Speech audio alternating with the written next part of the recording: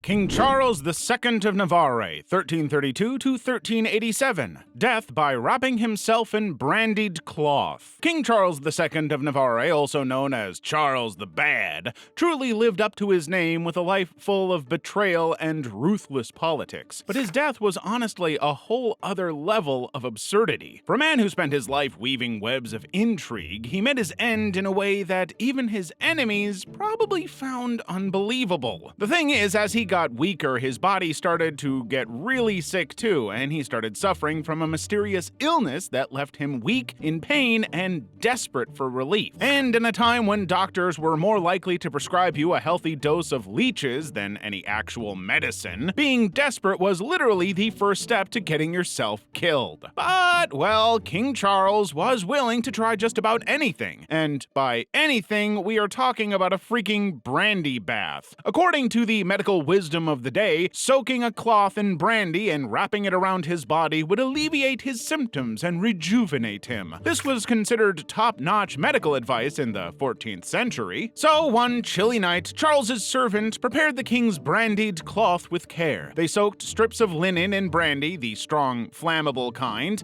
and began wrapping the king from head to toe. Now, you'd think that's already strange enough, but here's where things took a fiery turn. After wrapping him up like a medieval burrito, they needed to secure the cloth, but rather than opting for a nice, safe tie, the servant decided to seal the brandy-soaked cloth with a candle flame. Yes, a candle flame, a classic case of what could possibly go wrong. In an instant, the brandy ignited and poor Charles went up in flames quicker than you can say fire hazard. He was literally cooked in his own brandy suit. You might say he went from Charles the Bad to Charles the Well Done. Charles suffered horrific burns, and despite the best efforts of his servants who were probably kicking themselves for not foreseeing the obvious, he succumbed to his injuries a few days later. King Edward II of England, 1284 to 1327. The red-hot poker incident. King Edward II of England didn't just lose his throne, he met one of the most infamously brutal and downright cringeworthy ends in English history. Known for his poor political choices and questionable alliances,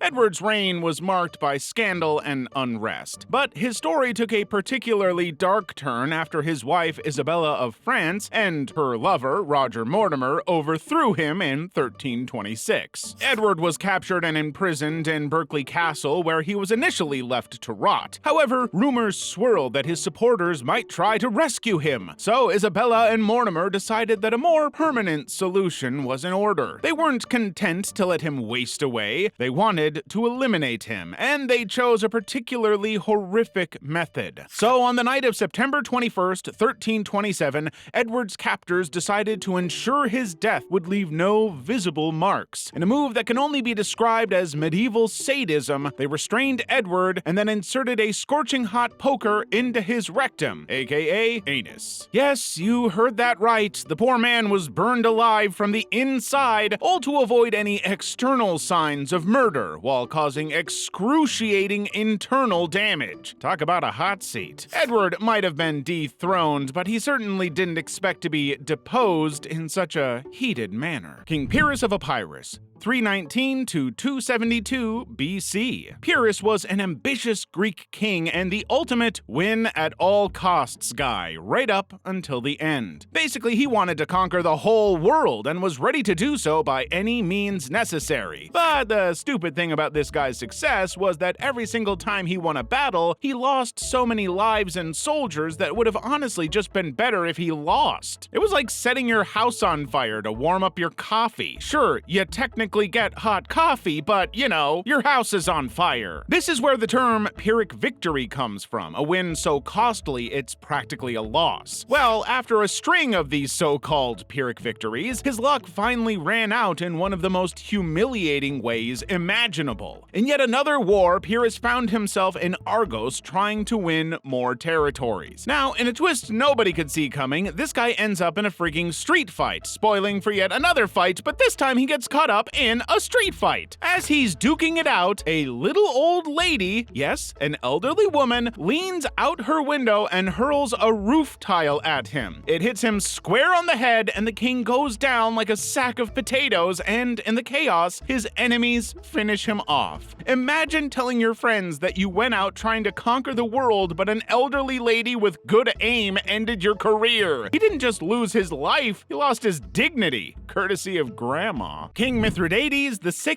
of Pontus. This guy was like the ancient world's ultimate poison enthusiast. You see, Mithridates had a serious case of poison paranoia. He believed he'd be the target of a poisoning plot and decided he'd outsmart any would-be assassins by becoming essentially the ancient world's first human poison-proof guinea pig. Mithridates didn't just dabble in poisons, he practically made it his daily multivitamin. Every morning he'd take a little bit of this, a smidge of that, working his way through a cocktail of deadly substances. It said he even tested poisons on condemned criminals just to perfect his Mithridatic antidote. If it didn't kill them, it went in the mix. Not exactly the breakfast of champions, but hey, to each their own. Now, fast forward to his inevitable showdown with Rome. After years of throwing shade at the Roman Empire and dodging their armies, the Romans finally closed in. Mithridates, facing capture and a potential Roman parade with him as the main attraction, decided to go out on his own terms. He reached for his trusty poison stash, figuring he'd slip away quietly. But here's the twist: those daily poison smoothies actually worked. He gulped down what was supposed to be his lethal last drink, and then nothing. Just a bit of a buzz and maybe some indigestion. He probably sat there waiting for the inevitable, tapping his fingers and wondering why on earth he felt perfectly fine. It was like taking a sleeping pill and ending up wired instead of knocked out. Realizing that he was going to need some outside help to punch his ticket, Mithridates called his loyal servant and Plan B kicked in. After all, there's no immunity against a sword to the gut. The servant, who hadn't been sipping poisons on the daily, managed to finish the job and send Mithridates off to the big kingdom in the sky. The irony in the whole situation is that this guy practically spent years preparing to be unkillable by poison, only to end up immune to his own escape plan. It's like studying all night for the wrong test, or spending years training for a marathon only to twist your ankle at the starting line. King Egis of Sparta, 265 BC. Death by suicidal miscalculation. Egis was one of those Spartan kings who was more about reform than routine. He tried to change things up in Sparta, pushing for economic and social reforms that didn't sit well with the Spartan elite. In fact, Egis's reforms stirred up so much trouble that he found himself arrested, tried, and condemned by the very people he was trying to help. So here he was, a king with his back against the wall, and he decided to take matters into his own hands. Literally. When it became clear that he was about to be executed, he just took a leaf out of the DIY handbook and decided to end things on his own terms. But he needed a little help, because in classic dramatic fashion, this was ancient Sparta, and even offing yourself required assistance. So he ordered one of his servants to help him fall on his sword. Now, the idea was simple: a quick, honorable Spartan death. What could go wrong? But as it turns out, Egis didn't exactly nail it. Instead of a clean strike, he missed the mark, which led to a painfully awkward situation where he was left floundering on the ground, bleeding out. Even in his final moments, he had to experience the excruciating embarrassment of an offing gone wrong. And for a Spartan whose whole life was built around glory and heroics, this was like slipping on a banana peel right at the finish line of an Olympic race. King Herod the Great, 73 to 4 BC. Death by infections. If you read Bible stories growing up, then you'd be familiar with King Herod's story. This guy was fueled by paranoia and brutality, and even executed his own family members to keep his throne secure. But his viciousness was matched only by the horror of his own downfall. The thing is, as Herod got older, he began to experience some serious nasty health issues. He developed what historians now call Herod's evil, or more scientifically, Fournier's gangrene. This wasn't just any illness, it was a flesh-rotting nightmare. He suffered from unbearable abdomen pain, swollen limbs, and to top it off, putrefying genitals. His condition worsened until worms began feasting on his decaying body, literally gnawing him away from the inside out. The king who once inspired fear was now reduced to a buffet for worms. He developed such a severe itch that he tried to drown out the misery with a bathtub full of oil. Well, that didn't work. The worst of it was that the worms were particularly fond of his insides, and they were relentless. People around him could reportedly smell his decaying flesh from a mile away, and if that's not the definition of embarrassing, I don't know what is. It's one thing to be known as a ruthless king, but it's another to be remembered as the guy who wreaked his way to the grave. Eventually, Herod succumbed to his infections in 4 BC. His body had been so ravaged that his doctors and servants probably breathed a sigh of relief, mostly because they could finally stop holding their noses around him. This guy's demise basically turned into one of the most infamous stories in history. Emperor Caris, 224 to 283 AD. Lightning strike. Now, if you think ancient emperors had a lot to worry about, like assassinations and betrayal, try adding lightning strikes to the list. Well, Caris was one of those emperors who came to power amid the chaos of the Roman Empire's crisis of the 3rd century. In 283 AD, he was busy making big moves, leading campaigns against the Persians, and planning on expanding Rome's territories. So, with all his military success, Caris started to feel like the lightning rod of Roman ambition. But little did he know he was about to become a literal lightning rod. While on a campaign against the Persians, Caris set up camp on the banks of the Tigris River with visions of glory in his mind. But it seems he wasn't keeping an eye on the weather forecast. One night, a fierce storm rolled in, and as he was resting in his tent, lightning struck. Yes, his tent was hit by a bolt of lightning, and just like that, Caris was reduced to ashes, leaving his soldiers dumbfounded and probably just a bit spooked. As you can imagine, the soldiers and their generals were left in a state of shock, and because the Romans were a superstitious bunch, they naturally saw this as a sign from the gods. So basically, according to them, Jupiter, the god of sky and thunder, who was the chief god of the Roman pantheon, had just handed down a divine smackdown, as if to tell Caris not to get too big for his sandals. After Caris's untimely electrocution, his sons, Numerian and Carinus, took over, but the circumstances of Caris's death were so bizarre that rumors spread. Some thought the lightning strike was a cover-up for assassination, and others whispered that the Persians had some secret weapon. But the truth is, Caris was just in the wrong place at the wrong time. King Egis IV of Sparta, 241 BC. So picture this, it's 241 BC and King Egis IV of Sparta decides it's time to take care of some, shall we say, personal business? He heads off to relieve himself, likely thinking it'll be a quiet moment away from the stress of ruling. But little did he know his story was about to go down the drain, literally. Egis, on mid-bathroom break, is suddenly ambushed by a mob of very unfriendly Spartans who aren't exactly fans of his policies and decide to take this as their moment. And what do? They strangle him. Yes, that's right, Egis met his end not on the battlefield, not in some grand palace, but while he was simply answering nature's call. Talk about an exit that stinks. His death was so embarrassing because, well, Sparta was all about honor, courage, and manly valor. If you were a Spartan king, you were supposed to go out fighting, sword in hand, looking tough as nails. You know, the kind of exit where everyone goes, wow, what a guy. But Egis goes out in the most awkward position possible. Instead of a warrior's death, he gets the world's worst bathroom break. King Sigur the Mighty of Orkney. King Sigur the Mighty of Orkney was riding high after defeating his enemy Malbricta the Bucktoothed. Now, you'd think he'd just call it a day and head home, but nope, Sigurd had to go the extra mile. He decides to take Malbricta's head as a souvenir and straps it to his saddle like a Viking fashion accessory. You know, because nothing says winner like a severed head hanging off your horse. Now here's where the plot thickens.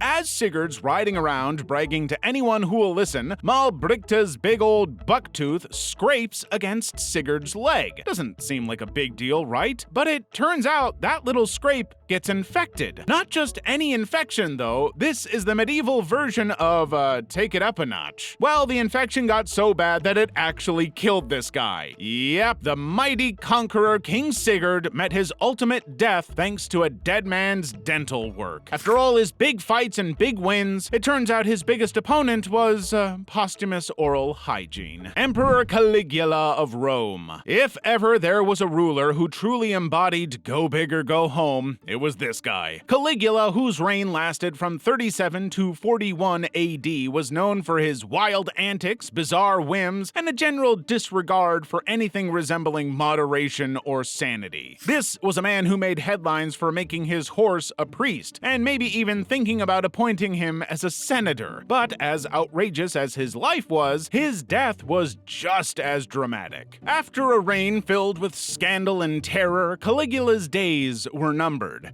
His own guards had grown tired of his antics and were probably sick of listening to him demand things like floating bridges and deified livestock, and a plot began to brew. Caligula, with all his god-complex swagger, probably didn't see it coming, because when he was strutting through one of the palace corridors, the assassins closed in and they were led by his own Praetorian Guard. Imagine being killed by the very people who swore to protect you, all because they were just tired of your rubbish. The ambush was as brutal as it was final. His attackers wasted no time and stabbed him over 30 times. Caligula, who believed himself a living god, died an all too human death in a puddle of his own blood. The scene was almost like something out of a Shakespearean play, filled with betrayal, conspiracy, and more than a little irony. And it didn't end with just him. His wife and young daughter were also executed because the conspirators weren't taking any chances, wanting to erase the entire family line to avoid another mini Caligula taking over. If you love everything that you're watching on this channel, then quickly head to our store to shop all or some of our amazing merch and support your favorite creators. King Alexander of Greece, 1893 to 1920. It was October 2nd, 1920, and King Alexander, a young ruler thrust into power under challenging circumstances, decided to take a relaxing walk in the gardens of the Tatoi Palace just outside of Athens. It was supposed to be a pleasant day, but things quickly took a turn for the ridiculous. While outside in the garden, Alexander's dog got into a scuffle with a pair of pet monkeys. Yes, pet monkeys that belonged to the palace groundskeeper. Seeing his dog in danger, Alexander rushed to break up the fight. But one of the monkeys decided that this wasn't just a dog fight, it was an everyone fight. The monkey lunged at Alexander and sank its teeth into his leg and torso. At first, the bites didn't seem too serious. After all, they were just a couple of small monkeys. But things quickly spiraled out of control and they became infected. And in the days that followed,